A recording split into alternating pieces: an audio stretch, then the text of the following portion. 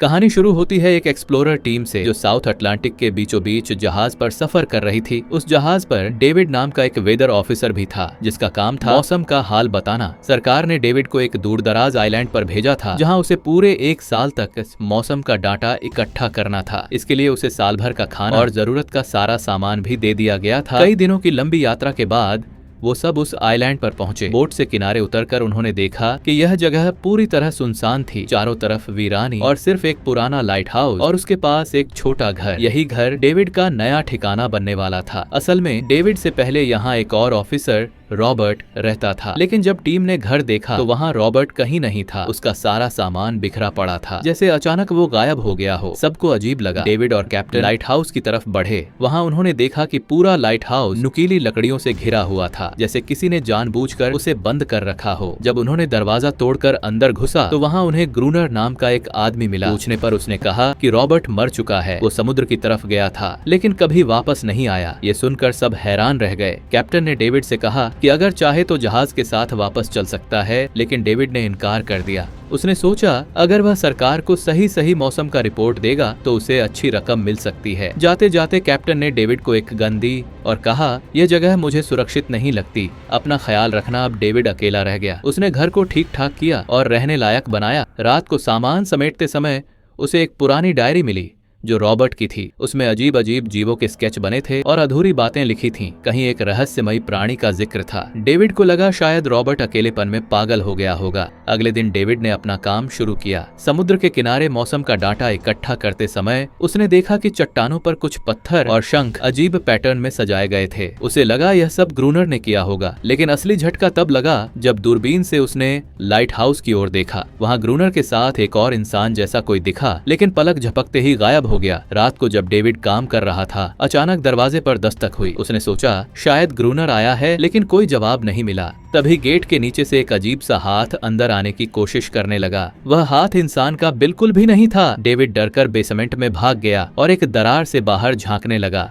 तभी एक भयानक जीव घर के अंदर घुस आया। वो डेविड को ढूंढ रहा था। जैसे ही उस जीव की नजर डेविड पर पड़ी, वह उस पर झपटा। डेविड ने घबराकर पास पड़ा चाकू उठाया और उस जीव की आंख में घोंप दिया। चीखते हुए वो प्राणी भाग गया। डेविड की अब यह कंफर्म हो चुका था कि डायरी में लिखा सब सच था। ये प्राणी वाकई मौजूद हैं। अगली सुबह जब वह बाहर निकला तो रेत पर अजीब पैरों के निशान मिले जो सीधे समुद्र में जाकर खत्म हो गए। अब डेविड को समझ आ गया था कि क्यों ग्रूनर ने लाइट हाउस के चारों ओर नुकीली लकड़ियां लगाई थीं। अब उसकी सबसे बड़ी चिंता यही थी, अगर वो घर में अकेला रहा तो ये जीव कभी भी उसे मार सकते हैं। डेविड डर से चिल्लाते हुए लाइट हाउस की ओर दौड़ा। गेट खोलो, मुझे अंदर आना है। उसने ग्रूनर को रोका, लेकिन ग्रूनर ने दरवाजा खोलना मना कर दिया और गुस्से में कहा तुझे जहाज के साथ ही लौट जाना चाहिए था। ग्रूनर ने इतना साफ कह दिया कि डेविड और पास तक न आए। उसने डेविड पर पानी फेंककर उसे दूर जाने को कहा। अब डेविड के पास खुद ही कुछ करने के अलावा और कोई चारा न था। उसने घर की हर खिड़की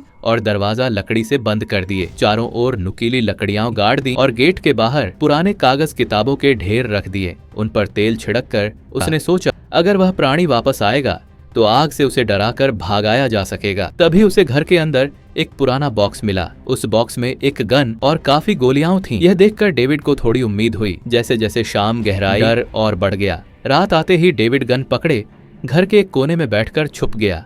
उसकी सांसें तेज थीं। फिर एक अजीब सी आवाज आई। डेविड खिड़की से छुपकर समंदर की ओर देखा और जैसे ही उसने देखा उसकी रूह कांप उठी। पानी से कई अजीब अजीब प्राणी उठकर आ रहे थे। वे एक एक करके इकट्ठा हुए और घर के गेट पर टूट पड़े। डेविड ने गोली चलानी शुरू कर दी। कुछ प्राणी गिर पड़े पर बाकी और आक्रामक हो गए। अपने साथियों को मरता देख वे और भी गुस्से में आ गए। डरते डरते डेविड ने गेट के बाहर रखे कागजों में आग लगा दी। आग और धुएं से प्राणियों को डर लगा और वे लौटने लगे, पर उसी आग ने घर को पकड़ लिया। लकड़ी के घर में आग तेजी से फैल गई। डेविड ने खुद को एक गीली चादर में लपेटकर बाहर कूदा और लाइट हाउस के पास एक बड़े पत्थर के पीछे छुप गया। गोलीबारी में उसके हाथ को भी गहरी चोट लगी। तभी अचानक जोरदार बारिश हुई और आग बुझने लगी। सुबह होने तक पूरा घर राख हो चुका था। डेविड का बचाने लायक घर अब नहीं रहा। तय था कि उसे लाइट हाउस में पनाह लेनी होगी। उसने अपनी राइफल उठाई और लाइट हाउस के पास चट्टानों के बीच छिपकर इंतजार करने लगा कि कब ग्रूनर पानी भरने आएगा। ग्रूनर जैसे ही बाहर आया, डेविड उसके पीछे पीछे चला गया। तभी ग्रूनर के पास ही खड़ा एक अजीब सा प्राणी अचानक डेविड पर टूट पड़ा। डेविड ने किसी तरह उसे काबू किया। वो प्राणी ग्रूनर का रक्षक निकला। जब डेविड गोली चलाने ही वाला था तो ग्रूनर ने उसे रोक दिया और कहा,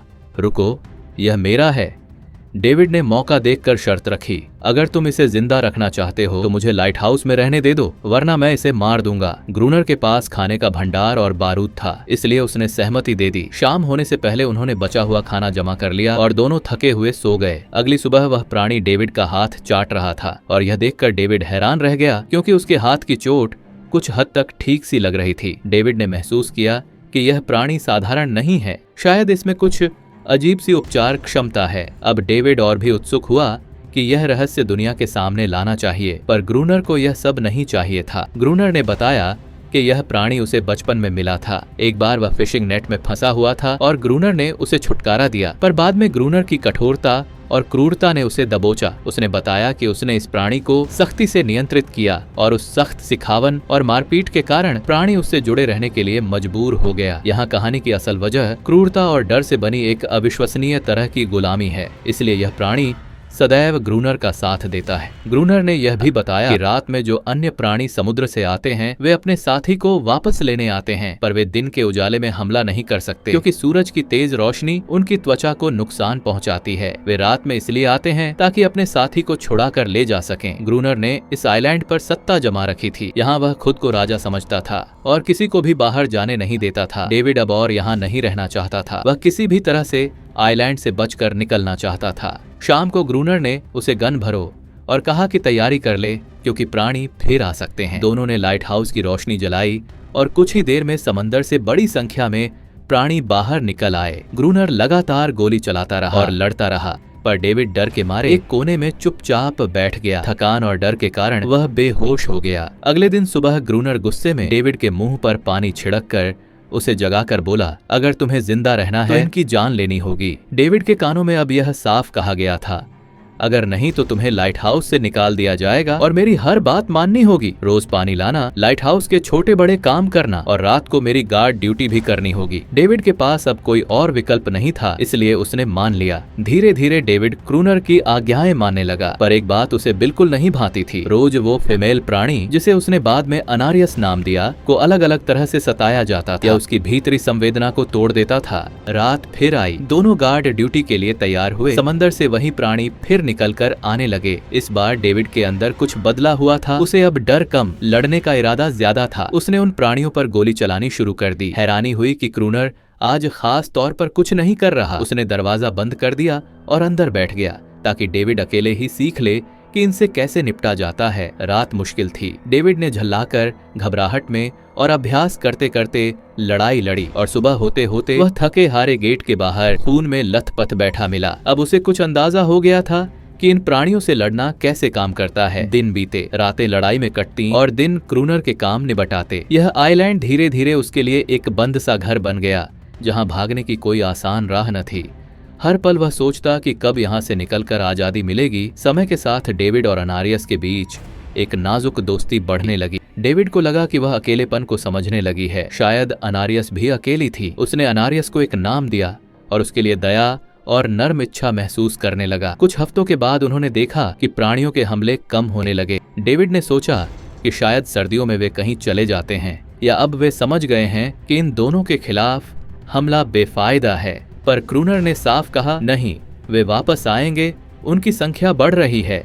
एक शाम खाने के बाद क्रूनर और डेविड चेस खेलने लगे। वे खेल में इतने मशगूल हो गए कि लाइट हाउस की लाइट जली ही रह गई और इसी कमजोरी का फायदा उठाकर प्राणियों ने हमला कर दिया। अंधेरे में उनकी संख्या इतनी ज्यादा थी कि 2 लोग भी टिक न सके। गन्स की गोलियां भी कम पड़ने लगी थीं। संघर्ष के बीच दोनों किसी तरह लाइट हाउस की छत तक पहुंच पाए, लेकिन क्रूनर का पैर गंभीर रूप से घायल हो गया। लगा कि आज उनकी मौत तय है, फिर भी भाग्य साथ दे गया। सुबह हुई और तेज सूरज निकलते ही प्राणी पीछे हट गए। अनारियस ने क्रूनर के जख्म छाटकर कुछ आराम देने की कोशिश की। डेविड अब साफ देख सका था कि यह लड़ाई जीतने वाली नहीं।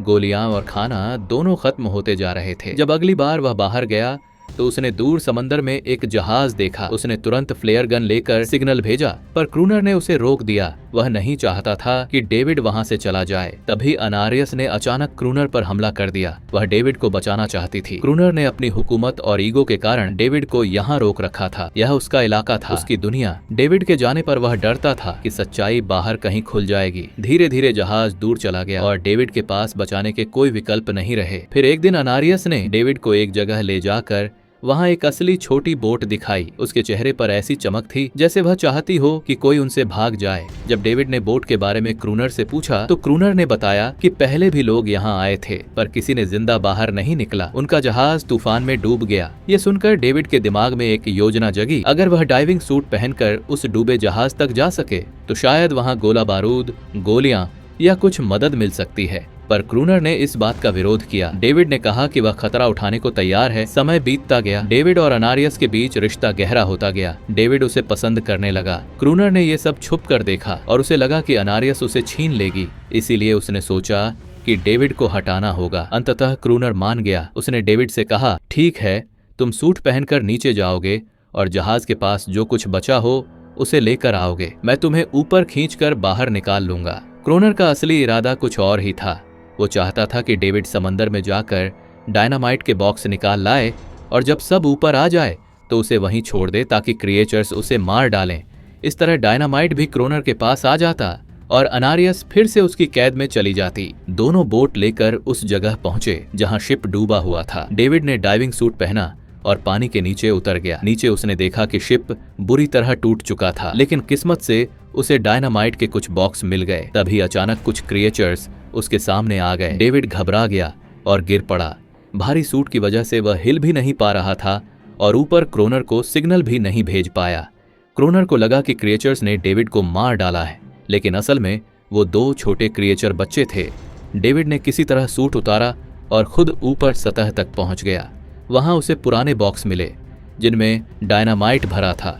अब दोनों ने प्लान बनाया और लाइट हाउस के चारों ओर 2 लेयर में डायनामाइट बिछा दिया ताकि जब अगला अटैक हो तो एक ही बार में क्रिएचर्स को खत्म किया जा सके।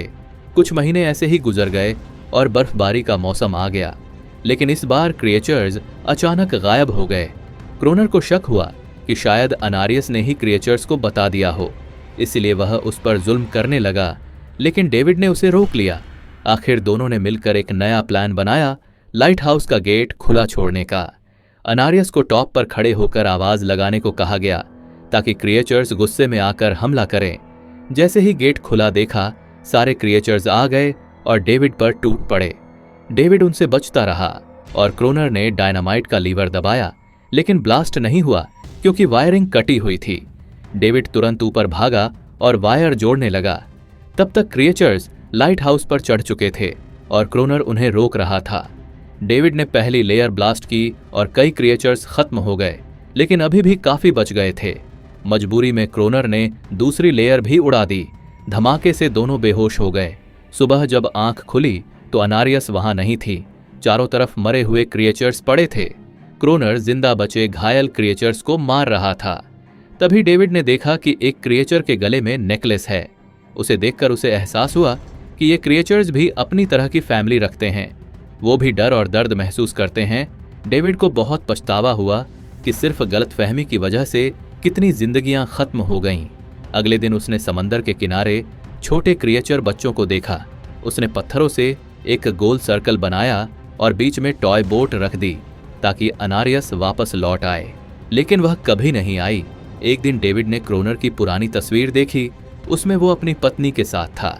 तब उसे समझ आया कि क्रूनर ही असली रॉबर्ट है, वही वेदर ऑफिसर जो सालों पहले यहाँ आया था। अकेलेपन और पत्नी की मौत ने उसे पागल बना दिया था। कुछ दिन बाद डेविड ने देखा कि अनारियस और बाकी क्रिएचर्स उसके पास आए। इस बार वो हमला नहीं कर रहे थे, वो सिर्फ शांति चाहते थे। लेकिन तभी क्रूनर बंदूक लेकर आया। उसने एक क्रिएचर बच्चे को मार दिया। डर के मारे सब भाग गए और अनारियस ने भी डेविड से भरोसा तोड़ दिया। डेविड गुस्से से क्रूनर से लड़ने लगा और बोला, क्यों किया तूने ये सब? ये तो सिर्फ शांति चाहते थे। लेकिन क्रूनर सुनने को तैयार नहीं था। तभी डेविड ने उसे उसके असली नाम से पुकारा, रॉबर्ट। यह सुनकर क्रूनर रुक गया। उसे समझ आ गया कि वह असल में कभी किलर नहीं था। अकेलेपन और पावर के नशे ने उसे राक्षस बना दिया था। पछतावे में उसने खुद को क्रिएचर्स के सामने सरेंडर कर दिया और वो उसे मारकर खत्म कर देते हैं। डेविड लाइट हाउस में अकेला रह गया। समय गुजरता गया। 1 साल बाद सरकार से नया अफसर और नया वेदर ऑफिसर आए। उन्होंने पूछा कि पुराना वेदर ऑफिसर कहाँ गया, तो डेविड ने भी वही झूठ बोला कि वो पानी में गया था और वापस नहीं आया। सबको लगा कि अब डेविड ही क्रोनर है। डेविड ने उनकी गलतफहमी ठीक नहीं की और चुपचाप बालकनी पर जाकर खड़ा हो गया। अब वह भी इस आइलैंड को छोड़ना नहीं चाहता था। अनारियस और बाकी क्रिएचर्स अब आज़ादी से जी रहे थे, बिना किसी डर और बिना किसी क्रोनर के। इसी के साथ कहानी खत्म हो जाती है।